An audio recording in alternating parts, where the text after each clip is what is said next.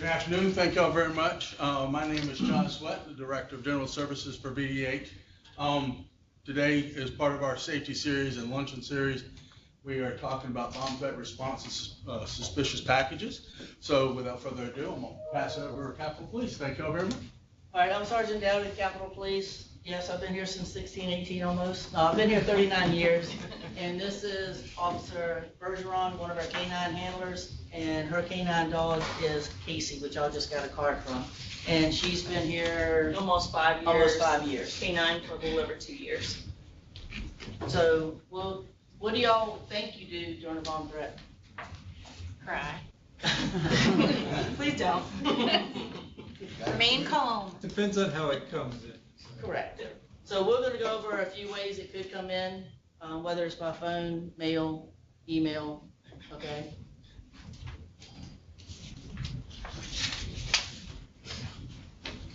Should it go? Okay. There we go. So if it comes in by phone, and some of this is going to be on the cards we just gave you guys, you want to keep the caller on the phone as long as possible. You'll be surprised how much information they will give you, because a lot of times it could be a cry for help. They just want somebody to listen to them, okay? So keep them on the phone as long as you can. Write down the caller's phone number if y'all got caller ID. Write down the phone number. Ask them what the phone number is. Like I said, you'll be surprised. Ask them their name.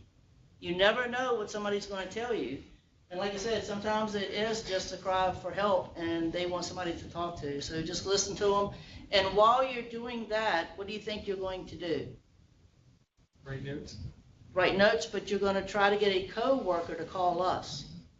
Okay? You're going to try to signal or write on a piece of paper, call Capitol Police, I got a bomb threat. And then that way we can start coming here to find out what's going on. And if the caller's still there, maybe we can talk to the caller.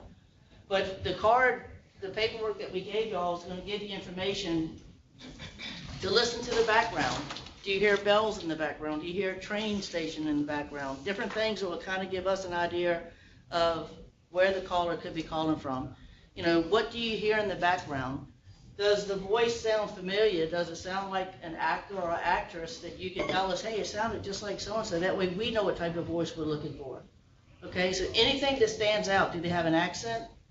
Anything, and you can just look at the card and that will give you more of the information. So another thing is if you receive a bomb threat or any sort of threatening communication in an email, you're going to want to notify your direct supervisor. And then once again, you're going to contact Capitol Police, whether you do it or whether your supervisor does it. We definitely want to be contacted. You can print out a copy of the email, and then also once we meet with you and officers are on scene, we'll probably have you forward that email to us as well. And just be prepared to speak to us once we arrive. Do y'all get a lot of email from the public in here with different questions or whatever they do? Okay. Yeah, and then, our investigators can also try to get IP address, whatever. That's their job. Once it comes in, an officer will come take the initial report, and then a investigator will help them with the rest of it, or they may just take it and work the case, okay? Y'all got the bomb threat checklist in front of you. You can also find this information on our website if you go to dcp.virginia.gov. And you go to, I think it's administration, or you go to agency department, something, and then you go to administration, and you'll find Capitol Police Crime Prevention. And it's got this on there. Right. And this link on here is the exact link for the bomb threat checklist. All right, so for a suspicious package, Diane, I kind of pulled up some of our inert suspicious packages here. Y'all pass it around. Any item that can contain a possible explosive device or doesn't fit the pattern or the routine of the location that it occupies or in and of itself is suspicious in nature is what we would consider a suspicious package. It doesn't matter whether it's a box like this example or it's an envelope. It could be a suitcase, it could be a lunchbox, it could be a briefcase. It doesn't really matter how it is contained.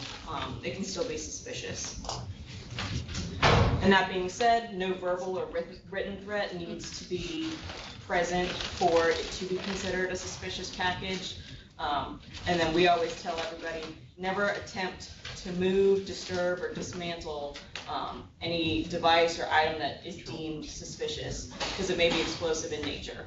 And if you guys pick it up or you move it around, tick, tick, boom, that's a bad day, and we don't want anything happening with anybody. Yeah, so just don't say, hey, look what I got. You know, we're bad at it. You know, we'll go on a call and we'll say, hey, look what this is. Years ago, not now, it's changed. But we'd find a briefcase in the Capitol during General Assembly. Everybody's carrying a briefcase. Everybody's got material in it. We would just open it up and say, oh, here's who it belongs to. We don't do that anymore because times have changed. Okay, so make sure you notify us. And I always joke with this, but if you ever see her running, you want to run with her. If her dog is hit on something, they don't run, but I'm just saying joke-wise, if a bomb tech runs, you want to run with them. Yeah. So as we're passing those suspicious package examples around, we also have this as our main example that we like to use. What are some things about this package that seem suspicious, or it's not a package that you would send to your grandmother filled with chocolate chip cookies? You guys can just call them out. Stamps. No return address. All right, all the stamps, no return address. Zip codes are wrong. Yeah, it's not even a full zip code. Stains. Right, so you got the leaking stain in the upper corner here. Marked personal. Right. Anything else? There's one more big one. Tape. Tape, yes. So it's extra secure to make sure that this device does not detonate before it reaches its destination. And when it comes to the leaking stain up in the corner, a lot of explosives, once they begin to deteriorate, especially dynamite, they begin to leak through, and it becomes more unstable than dynamite already is at its best form. So when you see that, you want to let us know, because that's definitely a red flag for us. All right, so if you do see a suspicious item, we've got some do's and don'ts here. Do see if the item belongs to anyone in the immediate area, like Sergeant Dowdy said. Sometimes, especially during General Assembly session, you have a lot of people down here. They have a lot of extra bags that they wouldn't usually have with them, and they may inadvertently leave something behind that is not an explosive device or suspicious. So real quick on that, if y'all are out at lunchtime and you see somebody, let's just say I've got this backpack on me, and I'm walking in, I set it down, I'm sitting somewhere, I set it down, and then I get up and leave. Can you ask the person, hey, excuse me, you forgot your bag? Okay, usually somebody's gonna go back and pick it up. If they walk away from it, what are you gonna do? Walk away from it and call us immediately. And try to get, opposite of what they're going, but also you wanna try to get us the best description you can. And when I tell people to give us a description, I always tell you to start with head down to toe and go by your height. So everybody's usually taller than I am because I'm only 5'5". But if somebody's about my height, a little bit taller, then I know they're probably 5'7", maybe 5'8". But you want to start with your height. Let us know if they're taller or shorter, and then head to toe. And the most important things we're trying to also find is stuff that they can't take off. So you can give us the shirt description. It could be blue, whatever, but they could have another shirt on. So somebody else, they may pull that off and have it different. But what do they never change on a person? Shoes. Hair color unless it's a wig, but shoes. Shoes is the big thing. Get the description of their shoes. We caught somebody, this was probably like 5 or 6 years ago, that had changed, they held up the edible arrangements, and the poor girl, she fainted. She got all nervous and stuff. So the report didn't come in until late, but she gave us a description. We were able to pull our cameras up. We saw the guy come in. He was in a gray jumpsuit. He came into the square, went behind some bushes, took that off, but he still had the same shoes on. So we found him and we gave it to Richmond. So shoes are very important. Yes. Another do is please notify us. And like Sergeant Dowdy said, give us the best description you can of both the person as well as the suspicious item and its exact location. Yes, sir. What's the number for the Capitol Police? It's 804. All right, so if it's an emergency, it's going to be 804-786-HELP, which is 4357. If it's not an emergency, it's 804-786-2120. But if it's an emergency, it's 804-786-HELP, 4357. Another thing we're going to want to do is wherever the location of the suspicious package is, we're going to want to keep pedestrian traffic in that area to a minimum. Obviously, if the person who left it there is getting away from it, you happen to see it, you also want to remove yourself, but you don't want to let anyone else use that area either. Please, please, please, do not pick up the item. Do not bring it to us. We will come and respond to you. If it's up on, let's say, the 6th floor, don't bring it down here. Just say, hey, it's on the 6th floor. This is its exact location. We will come up to you. And like I said before several times, please do not disturb the item. Are we evacuating about that time? That's done, it really depends. If the caller says it's gonna go off at a certain time, we will determine that by what information we have. Sometimes we do evacuate the whole building. It really depends, but before we evacuate the building, we have to make sure everything is safe on the outside, because sometimes they want you out of the building for whatever they're gonna do to you outside. So we try to make sure, and we always do, we make sure the exterior of the building and the surrounding area is safe. So if you're evacuating this building, just like a fire drill, where are you gonna go if you evacuate the building? You're gonna go to where the fire drill location is. Okay, so y'all are up at lot 15, I think. Yeah, so y'all are gonna go up there. And we always say this, and not everybody does it, but have like a little go bag that you could have at your desk, and it's got stuff in it that, you know, you want to be in it, which, you know, when you get there, women have pocketbooks. Men, you know, you really don't have pocketbooks, but if you have medicine at the office that you take here, I would put your medicine in it every morning when you get there, just in case you have to leave. Who was here when we had the fire and water leak? The guys didn't have their keys. Right, nobody, and see, if you have a go bag, you can have it with you, everything that you would need for you at home that night, and maybe the next couple of days, you want to put in a go bag if you can, so that you can just grab it and go. Because that way, we don't have to floor by floor bring everybody back to get what they need to get, and hopefully it doesn't get damaged either by fire or water. So if you can get a little go bag together that you would just want to take with you if you have to evacuate the building, more than likely you're going to come back to the building, but if there's damage to the building, you're not going to be able to come back. Okay, I'm not saying take everything off your desk, your little pictures, everything like that, but take the necessities that you need to survive, okay?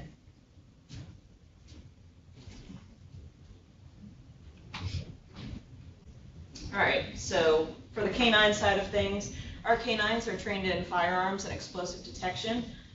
You'll see us, I'm sure you guys, especially if you work upstairs, you've got a good view of our canine facility, and so you'll see my fellow canine handler, Melanie Pida, and I sometimes out in the fenced-in area with our canines, either giving them a break or letting them burn off some energy. There we go. You'll also see us around in these state buildings doing proactive canine sweeps. A lot of the times, if you guys ever go down to the basement level to eat your lunch, you'll see us sometimes doing training down there. You'll also see us doing proactive sweeps of the Capitol and the square and things like that. Now, when it comes to suspicious packages, we do not use our canines to sweep those packages. Once it is deemed suspicious enough that we don't want people to handle it, I'm not then going to take my dog and put my dog's nose on it and have me on a leash 6 feet away from an item that we're deeming to be an issue. For bomb threats, we do use our canines to do sweeps. Yes, so if y'all called in, if you saw a suspicious package, our dispatcher's going to ask you what makes it suspicious. You know, if you can say you see something, you hear something ticking in it, or, you know, something, but usually we put the initial call out as an unattended package, and we let them determine if it's suspicious or not, because they'll look at it and then they'll get the dog. But if it's called in automatically as suspicious, we're going to ask you, please describe to us why you think it's suspicious, okay? And then, you know, our dog handlers will come. If it is a suspicious package, they're not going to put the dog on it like she said, and then we call Richmond EOD, which is explosives. Yeah, so it's basically Richmond's bomb team, so they'll send a few bomb techs and their bomb squad commander to come out and check things out. They have x-ray machines, they've got a robot, they've got all sorts of things that they can use to check out these suspicious items or to check out items that may be involved in a bomb threat to keep people safe as much as possible, and use technology as much as we can. Yeah, and then also, what are you gonna get if there's a bomb threat or a suspicious package? What are you gonna receive? You're gonna receive either a text or an email from B-Scan. Are y'all all in B-Scan? Okay, so you're gonna receive a text and an email, and with that said, and I'm only using this building as an example because it happened. If we tell y'all to stay away from the north side of the building, so the north side is gonna be Governor Street. It's gonna be Gray Street, is the north side of this building. So if we tell y'all, please stay on the south side of the building, because we had a suspicious package probably 10 years ago. It was a lunch pail, but we didn't know. So we send an email out, please stay away from the north side of the building, which is Gray Street, due to a suspicious package. So we're all out there at it. So we're at the package, and we turn around and look up, what do we see? Bunch of people. Every window full of people trying to see what's going on. So please do what it says, because it's for y'all's safety. If that was to blow, not knowing how much, although it was a little lunch pail, it could have had a lot of explosives in it. It could have taken that north side of the building. So if we tell y'all to stay away from it, please, y'all are nosy just like we're nosy, but it could mean you going home or not going home. So just please do what the B-Scan says. And going off of what Sergeant Dowdy just said about a lunch pail and how much explosives it can actually contain, usually when we teach this in a separate course, we've got a nice Homeland Security card that we use, and it shows the carrier, basically, of the explosives, which can go from the size of a pipe bomb all the way to a semi-trailer. How many pounds of explosives do you think can fit in a pipe bomb, small pipe bomb? 1 or 2. It's 5 pounds. So usually about 5 pounds for a pipe bomb. And then it's got other examples. How many pounds of explosives do you think can fit in a semi-trailer or an 18-wheeler?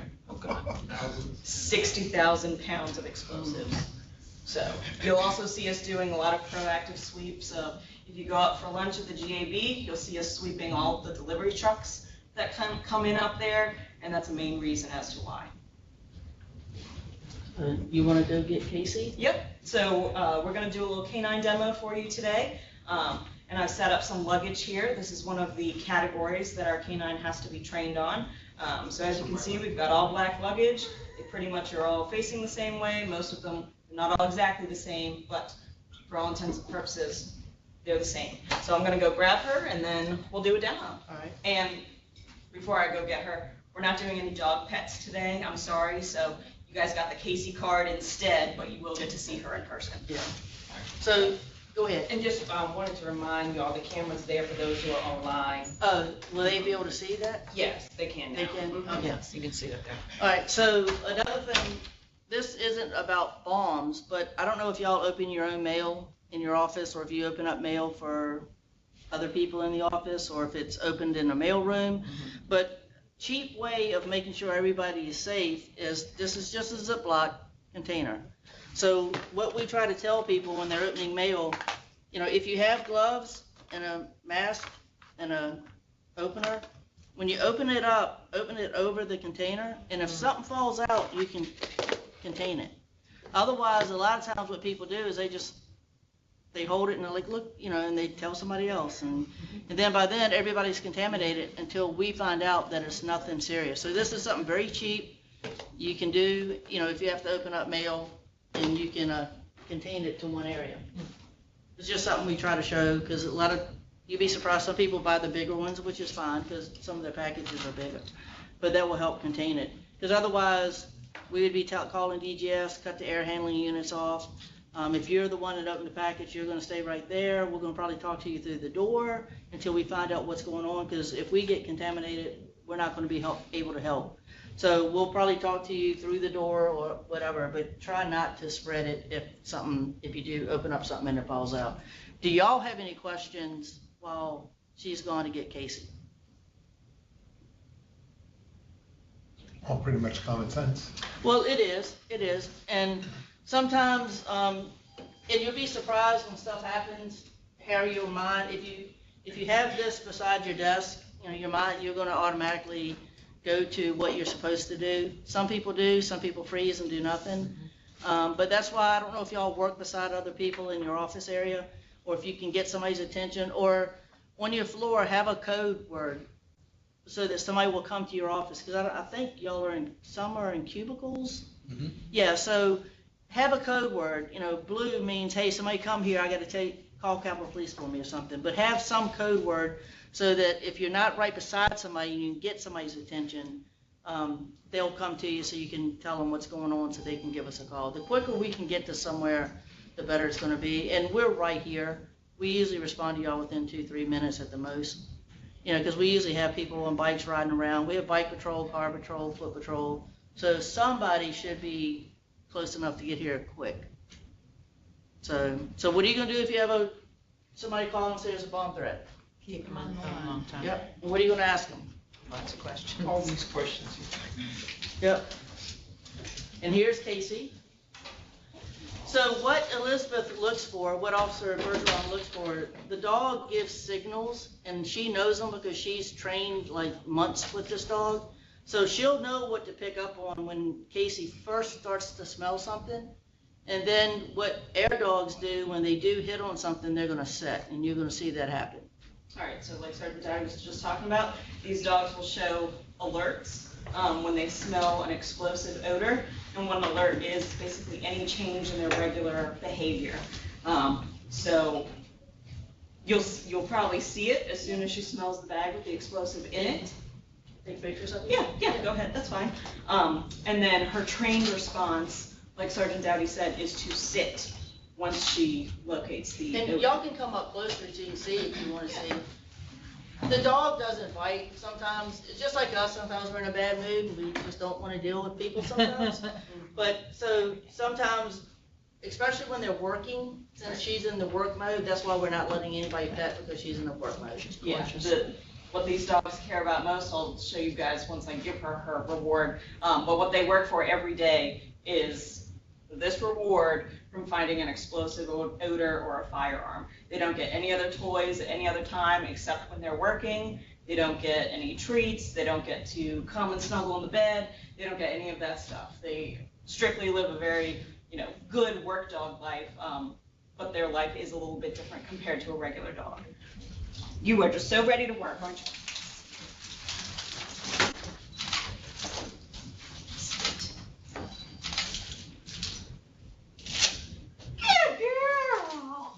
So that's the one with the explosive in it. As you can see, she sniffed each of the packages. As soon as she got to that one, she was going to pass it, but she stopped. She moves very quickly. You can see she got her nose right in the seam there, and then once she got that odor, she sat. So. And it's just training aid, so it's not really a bomb in there. No, it's just not a bomb. Okay. It is a real explosive. Yeah. But it's not an IED or anything Yeah. like that. Good girl. And now we play. And this is really her favorite part of the day. Good girl. Officer, do you mind just, I know they want to see Casey on the camera. Say that, turn around a little bit. Thank you. See the camera up in the corner, you can see what we look. Oh, yeah, I see it. Yeah. Good girl. So the other, She's 4. She'll be 5 in August. and the other canine we have is a Dutch Shepherd. Dutch Shepherd. And his name is Luca, and Luca will be 7 this year. And So usually the next question is, how long do they work? depends on each dog, so we work them as long as they're healthy. But hey, we also want the chance to retire them so they still have, they get to enjoy part of their life because they've donated so much of their time to the Commonwealth. But yeah, as you can see, she really loves to play. What you got? What you got? Yeah, so they'll work as long as they, have the drive to work. And then if Bergeron was to retire, because we had one canine officer, well, we've had 2 retire. One was Brian Alexander, and then one was Sean Chalklin. And usually when you retire, you get your dog with you. So the dog will go with her, unless the dog is still wanting to work, and for some reason we have a handler that the dog takes to. The dog sometimes won't take to another handler, so then we have to retire the dog. And then that's when it gets to become a true pet, and it gets to come in the house and be loved on and jump on the couch and all that. Because they're a working dog, they stay mostly outside in a kennel, but there's air conditioning and heat and stuff like that. Right. So Sergeant Dowdy brings up a good example. We retired my former police canine in the fall. Levi, he had done some military contracting work before he joined us at Capitol Police. So we retired him in the fall, and I adopted him, and now he's like a regular dog at home. He gets all the treats, all the pets, all the toys, and yes, he does sleep in the bed at night. He's earned it. And it's almost like he'll walk by her and just like, look what I get to do. And Yeah, yeah. They're just like kids. Yeah, They're just they like are. Kids. They've got big personalities. Yep. So is So how long Casey, did it take for you to become his handler? So for her handler, it's a 6-week handler school. When we got her, she was already trained, and I already had experience from my former canine. So it takes about 6 weeks, and then we certify it together through the Virginia Police Dog Work Dog Association. And we go through a series of tests trying to find explosives, and once we pass that, we're certified as a team, and then we work and we do the proactive sweeps and things like that. Yeah, and also canine handler is not going to stay a canine handler a long time due to the fact what's going on right There's now. some Their wear and tear shoulders, on the wear and body. tear on the body. So sometimes, they may take a break out of it for a little while, but usually, how long was Sean canine? 26 years. Yeah, so he did it for 26 years with the dog pulling on him and all that, and you could tell he's a little sore, his shoulders and stuff. So it does take a toll on the handlers, just as much as it does the dog. It's a very active job. Yeah. so 2 questions. Yes. One, Casey found the explosive in Yes. that one. But Yes. what if there was another one, and she's really busy with that bomb right now? So how would you, So if there, like, this is a training situation, so obviously there's something in that one, but if this was a real life situation, and these are all these are all bombs for not suspicious packages, then I would just have her check each one once she sat at that one. We're gonna pretend Sergeant Dowdy is a bomb tech, and I said, hey, my dog alerted on this one, check this bag, and then we'll keep going. Okay. So this is a training scenario, that's why we didn't go Okay. all the way through it, and she gets her toy. In a real life situation, she would not get her toy, because we don't want a toy, obviously she got very excited when she got the toy, we don't want her to accidentally hit that, or Right. me hit it, and once again, tick, tick, boom, bad thing. Yeah, so they take them away. Once they hit, they take them Yes. away from it and give And the then we'll boy. reward them. Yeah. and then was she, We got you. was she gifted or was she purchased? Because I belong to Rotary and we have purchased dogs. Right, For- so the division actually purchased her. We do have some that are gifted that come from, It's a Canine? defense Yeah, it's a contractor, defense. Yeah. and those are like free dogs, like I said, they've had previous service, so that's like my former police canine, he had years of service beforehand, but Casey didn't come from there, so we purchased her. Yes, ma'am. So what does a typical day look like with a canine unit? Okay, so I wake up at 4 o'clock in the morning and I feed her because she's got her routine schedule. So I feed her, and then we have our canine handlers on 2 different shifts, and we alternate those. So one of us comes in at 6 o'clock in the morning, and the other one comes in at 10 o'clock in the morning. So either way, regardless of which schedule I'm on, Casey gets fed at 4 o'clock in the morning because she likes to eat. So once we do that, when we come into work for whichever schedule, we start doing proactive sweeps. So we'll hit the PHB, we'll hit sometimes this building, we'll hit the Capitol Square. We'll just do proactive sweeps, and then throughout the day, we get calls for, hey, Supreme Court needs a sweep of a delivery. We have a sweep near the GAB for a delivery. So we get called. Yeah. It can be a pretty busy day, but it's a lot of fun. Does she live with you? She does. Yes, Okay, she does. yes, she lives. And also, they're also responding to other calls. Like if we have other calls that, say our patrol unit's tied up on one thing, then they may respond to Yes. something else. Yes. But if something comes in bomb related, or a lot of times we get calls from other agencies for them to go. Requesting assist. canines. Yes. A lot of the time when school is in session, if a school thinks there's an issue with a firearm, or there's been a threat that a student is going to bring a firearm, or there's been a brandishing, they'll call us ahead of time and we'll set up a proactive firearm sweep. And so we do that in local schools, Richmond, Chesterfield. If schools get bomb threats, if businesses get bomb threats, usually we get called to assist with those. And they train once a month? Once a month, we train for 3 days with a regional training group, which consists of about 16, 17 canines from all over the state. And then we train for at least 4 hours each week in addition to our regular sweeps to keep these dogs' noses top notch. How does she get along with your other dog? Sorry. For individuals who are not in Capitol buildings, do any of your recommendations change? No, but I would tell them to reach out to their local agency. You know, if they're in Henrico County, reach out to Henrico, Richmond, Chesterfield. And you can always call their agency and they can probably come and do something. And if they don't have bomb dogs, state police usually responds to a lot of the stuff, or, you know, like she just said, they could respond to it. But yeah, I wouldn't change anything. I would reach out to their jurisdiction, local police department, and see what they may tell them.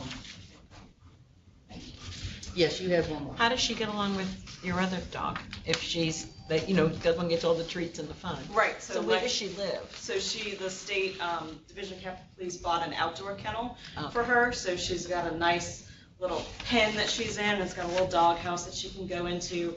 We have hound heaters during the winter, Okay. so she stays warm, and then we've got industrial barn fans for the summer. So even though it's really hot, she stays pretty.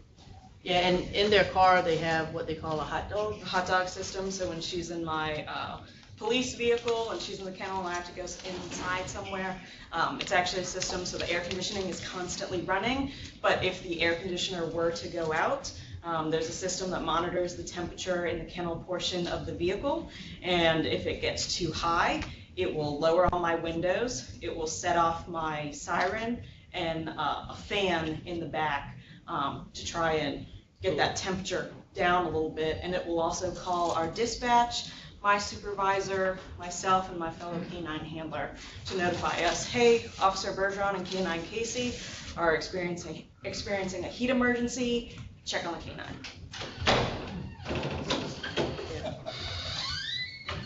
So our former Colonel Pike, whenever he introduced us, he always introduced his favorite employee, which was the canine. Yes. The canine, not the handler, just the canine. Right. And we always tease her because we're like, it's like a mother with a baby. Yeah. So happy to see the baby, not the mother. So we're like, oh, Casey, oh, hey, we're Yeah, going, yeah. you know. Yes, ma'am. Not personally for myself, but I know this dog is trained for bombs or whatever. What about drugs? If someone's been in your vehicle with marijuana and you come to work and you park and. Yeah, they're not drug. So she's Drug not a trained at all. narcotics dog. Okay. There are separate canine, not from Capitol Police, but other jurisdictions have narcotics dogs, which are trained to smell those odors. But ever since the marijuana law changed, most current police dogs that are trained in narcotics are not on marijuana. Yeah, and there's also, they call a patrol dog, which is totally different than a bomb dog or a Right. drug dog. Usually your bomb dogs and your drug dogs, narcotic dogs, you can touch them, they're not aggressive, but your patrol dog is totally different. Right. Patrol dog, you don't want to get anywhere near them. They're unless trained in They're apprehension. trained totally different. Gotcha. And we don't cross-train ours, you know, So for these that are all single chance. purpose. Yeah. Any other questions? Are they restrained in the car? I mean, when they're in your vehicle, are they, like seat belted or anything? No, so it's a standardized kennel, so she can lay down in the back, and there's a rubber mat in there, so she doesn't slide all over the place. But yeah, it's secure back there. Yeah, and they can't stick their head out the window because there's metal, it's a kennel, Yeah. so they can't stick. But the window goes down, they can get air if they Right, need to. right. But August 6th, when we do the National Day Out here with the food trucks, they'll probably have a car set up if y'all wanted to see what the kennel looked like. And we're gonna probably open up the sergeant's building if y'all wanna see what the training, because that's state-of-the-art building over there with the most up-to-date training there is. Lights flash on and off. Believe it or not, lights flashing can affect the dog just like it can affect people. So they have to go through the training to make sure if they go in to a building and the fire alarm, have the lights flash, it doesn't cause seizures for the dogs or the people. or the handler. With the building, it also allows us to train the dog before they experience us running a code response. So it's got red and blue police lights in there, and it also does a siren. So we can work the dog at the same time, and they just kind of become immune to the noises and all the other distractions, and they just focus on their work. So hopefully we'll have that open, but yeah, come out and see us August 6th. We'll be right out here like usual. And we'll have plush dog toys. You have to spin the wheel to win it, but you will be able to take home. Unfortunately, we don't have a Casey yet. We have our other dog, and then we have Luca. So if you win it, you'll get it. And just study up on some of the things, because we usually ask crime prevention questions during that, and if you answer something correctly, then you get to spin a wheel and win a prize, hopefully. Yes, ma'am. Question about some of the questions on the card. How often does someone calling in with a bomb threat give you their address or their name? You'd be surprised. People just want to be heard. Like I said, a lot of times it's a cry for help, and a lot of it is just lending the ear, listening to what they have to say, and then once, it's almost like gaining trust. Once you've gained that trust, you will be surprised what they'll give you. They may not give you anything, but it doesn't hurt to ask. Because once, like I said, a lot of times people just want to talk to somebody, so yeah, ask as much as you can. But at the same time, try to get somebody to let us know so we can start responding. Anything else?